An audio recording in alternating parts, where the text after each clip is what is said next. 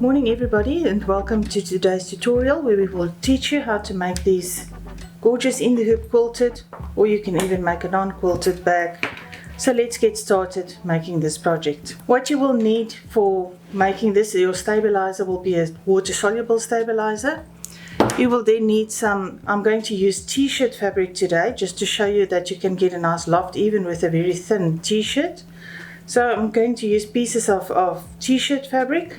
We're going to make the 5x7 hoop bag, so all your shapes that you're going to make need to be a little bit bigger than your 5x7. So I would say cut all your pieces about 6x8, but all the dimensions and sizes will be in the PDF for you. You're going to need some batting. Now any batting will basically do, but do not go with a very thick batting or you will have difficulty turning your bag inside out. So the thinnest you can get is plenty for these bags. Okay, so let's get started. You can load the file onto your machine and you can hoop one layer of water soluble violin. We're going to use soluble violin because we need to cut it open and dissolve the soluble so you have a nice soft fabric or a nice soft bag when you end. So you can place your hoop inside your machine. I'm using a very large hoop today just so we have enough space to show you everything.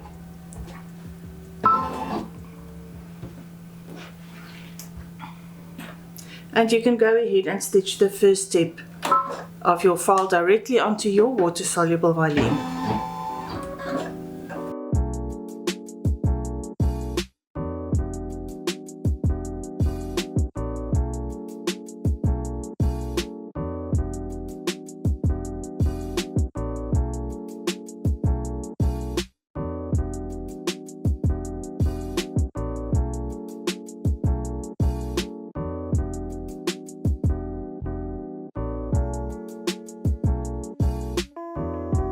After the first step, we're ready to place our zip. I just placed a piece of paper at the back so you can see, otherwise it's not visible. The zip you're going to use, I'm using a very long one, it's all I had in stock at the moment, but you don't need this extreme long zip. It can just be, as long as it overlaps about an inch on each side, and that when you place it, that your zipper tab is out of the way from the stitch area.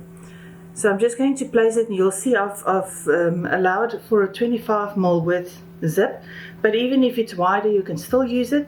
Just make sure the center line you're lining up with the zipper teeth so that you have a correct placement for your zip, and the next step will tack it down nicely. So I'm placing my zip on the lines, and then I'm just using sticky tape just to keep it in place.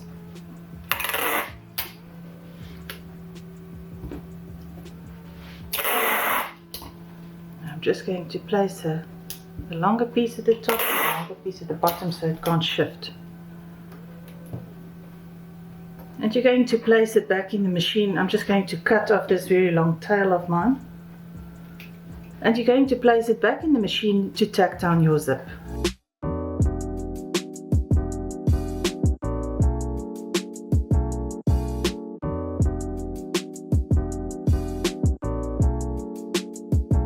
After the zip is tacked down, you can remove all the sticky tape, and we're ready to place our first pieces of fabric. We're first going to do the top, the short end of the bag, and then we'll come back and do the bottom of the bag.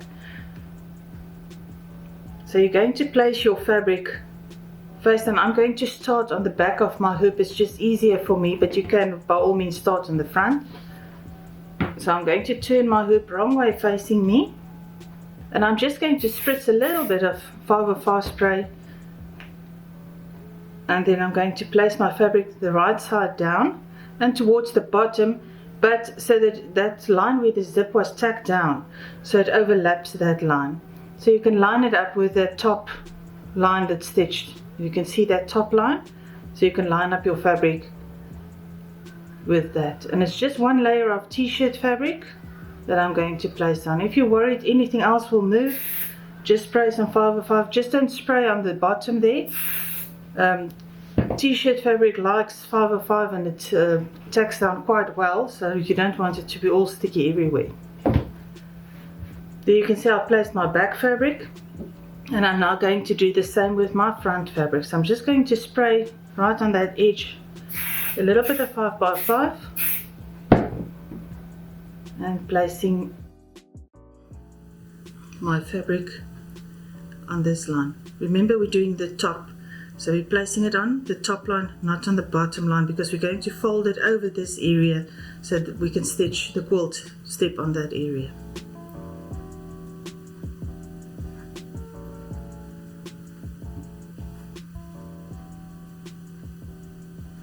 And you can take it back to your machine, and it's going to tuck down this fabric. We're going to add batting and fold it over.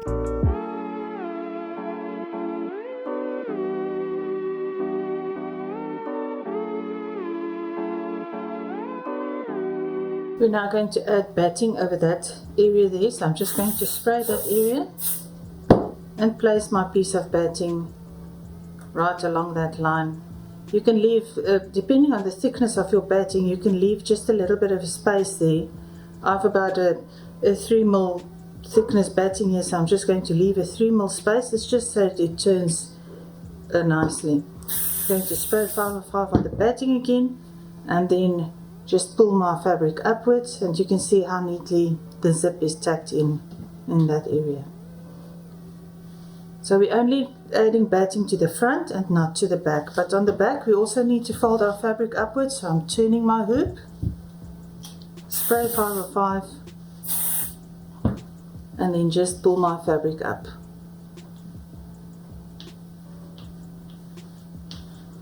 And we're now going to do the bottom as well. So immediately you can spray 505, place your fabric right side facing down, and we're going to line up with this line this time. And it doesn't need to be perfect, you can even overlap that line if you've got enough fabric.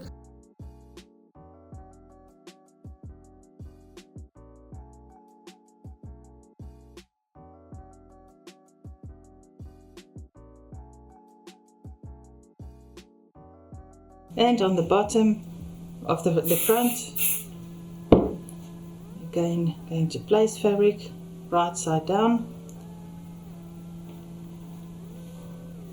and let's tack down the bottom fabric.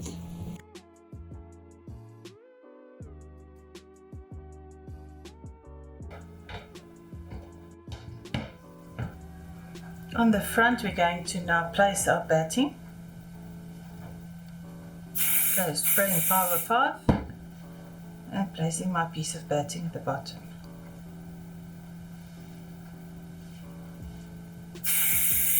Five again, and pulling over my fabric to the bottom.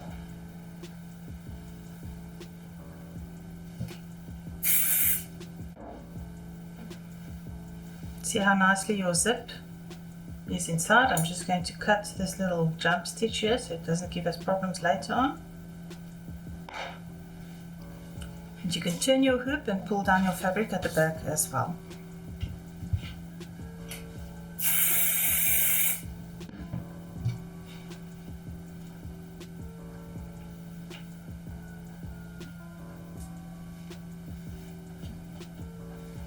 At this stage, I want you to change your bobbin thread to the same color of your top thread, so that you have a reversible quilt effect. You see the quilting at the back and you see the quilting in the front as well. So you can place it in your machine and then just start stitching your quilt pattern.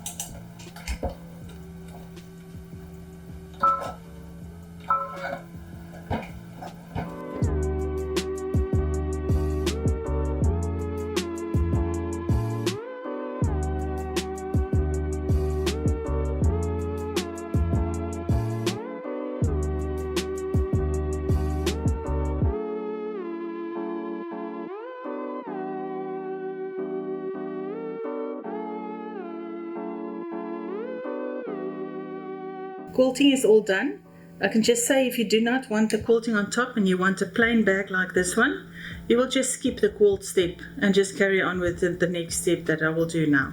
So this one you can see is not quilted at all, but it's lined still the same as all the others. With this bag we're doing is the demonstration. I'm not going to do the quilted bag. We are going to do the same as this one, where we have plain fabric at the back.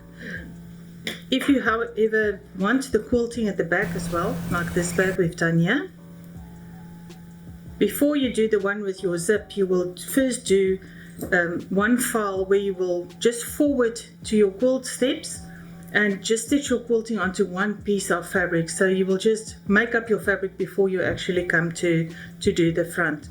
So if you already have your quilting done, you will use that in place of just a normal piece of fabric. So you will place your quilting face down then to match your front, and I'm just going to use plain fabric for this one. Place it face down on top, and you can secure it a little bit with 505 spray. Before you place your back fabric, just remember, I almost forgot now myself, to open your zip. Place it about halfway, just so that you can reach later on inside to open your zip, and then place your back fabric. The machine is now going to stitch all around your bag to tack down your back panel to your front panel.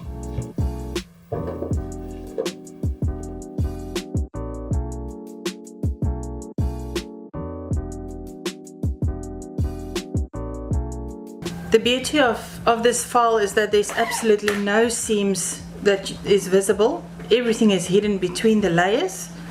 So it's really a professional look when you're done. And to get that effect is with this next step we're going to do. So many of the bags you saw you previously done only use the 2 layers. It will have an opening. You will turn it inside out and sew that together, but then you sit with these raw seams on the inside. So we're now going to eliminate that by turning our hoop wrong way facing you, and then I'm going to add another layer of fabric to the back. I'm going to place this fabric face down on top of my design on the back, and then I'm going to do the final step, and then I'll show you how to turn it inside out and see how your seams will be hidden between the layers.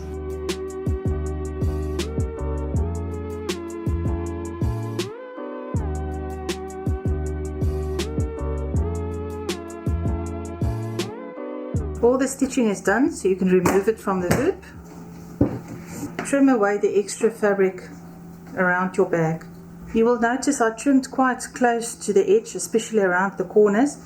There is a double line of stitching. Your lining that we've just added stitched about 2 millimeters, 3 millimeters away from the first one, so you can therefore trim really close.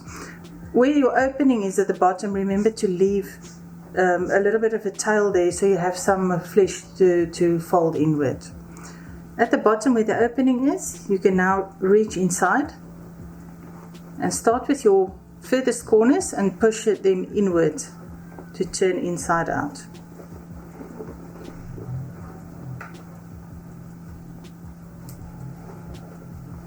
And I'm going to do these closest corners as well, just pushing with my fingers so they come out neatly. This is actually the inside of your bag, so you can see the quilting is just as beautiful as the front would be, which makes the inside of your bag look beautiful as well. At this stage, these little flaps you will fold inward, and this is really the only sewing that you will need to do. You can cut some of these layers away if you feel it gets too bulky, especially if you use the very thick fabric. So just fold them inward, and I will first iron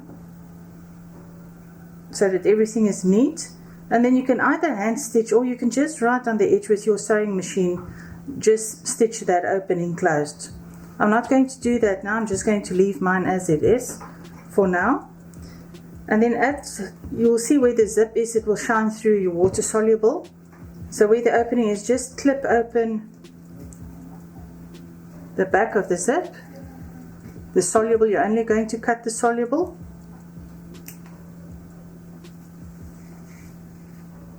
You can even take some water if you want to, just to dissolve it, but I'm just cutting it away, and I'll wash it after I'm done to remove all the water soluble volume. And you can see there the opening for your zip. Just going to open that fully, and then we're going to turn our bag again, and that is going to hide all your seams. Your seams is already hidden in those 2 layers, but we need to hide them even further to make sure nothing shows. So we're going to turn the bag inside out again through your zip opening this time.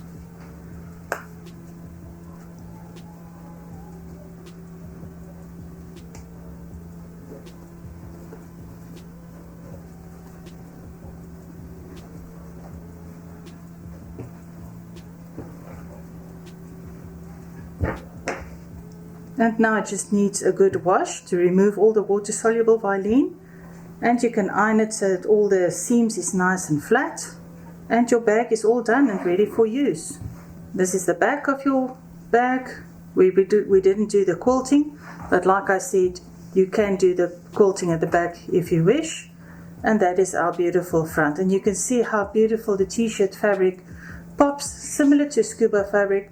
So if you can't get hold of scuba, remember t-shirt or any stretch fabric will give you the same results.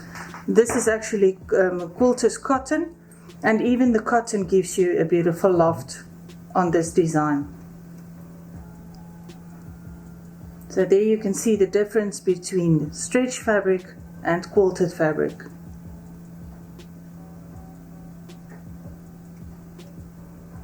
And like magic on the inside, as you can see, absolutely no seams, raw seams shows anywhere. Your bag is beautifully and professionally finished. I hope you enjoyed making these in the hoop zipper bags with me, and I hope to see some gorgeous bags of your own very soon. Please send in your photos, we would love to see what you do. Subscribe to our channel so that you are notified for new tutorials as they are released by just clicking on the subscribe button and on the little bell so you get the notifications. Thank you all for watching.